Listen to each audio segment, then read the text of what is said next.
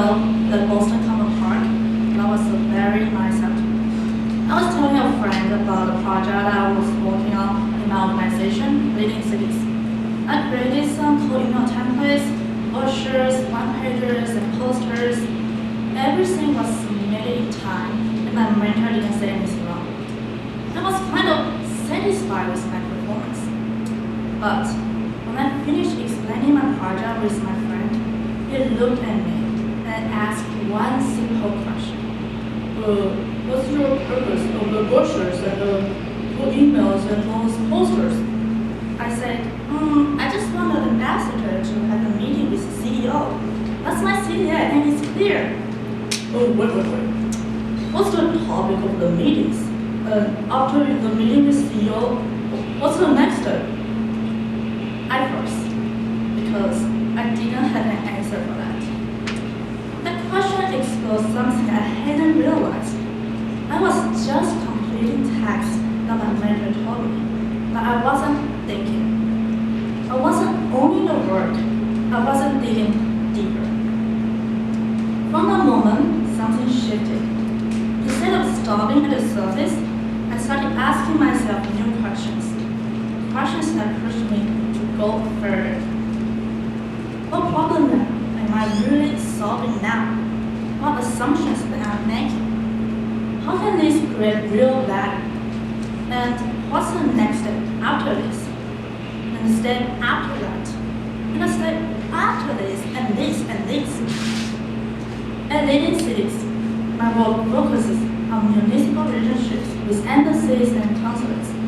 I help governments to connect their companies to US markets. I help startups access global opportunities. I help cities find solution providers that make communities more resilient. So when I started peeling back the layers of every assignment, my work suddenly became more strategic and more powerful. Instead of preparing materials just to complete them, I now think about how a consular officer will actually use them in a meeting with the mayor. Instead of summarize the profile of the startup, I look for a real story that will help them get the opportunities both in a city and across the world. Instead of simply answering a question, I try to uncover the decision making behind it, so I can propose a better strategy, a clear path, and a stronger partnership. This deeper thinking has helped Leading Cities build more meaningful relationships with governments. It helps counselors understand where their companies fit in the U.S. innovation ecosystem, and it helps those startups find real opportunities to scale in the cities that need their solutions. In other words, changing the way I think didn't only help me, it helped my work create more value for others. And that's when I understood something important. When you push yourself to go one layer deeper, you create impact that goes far beyond your own desk. You help your team, you help your organization, and in my case, I help those innovators who are trying to solve real global challenges: water shortage, disaster response, climate resilience, and urban mobility.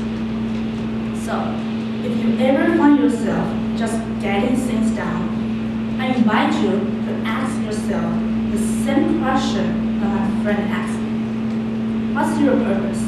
And what's the next step?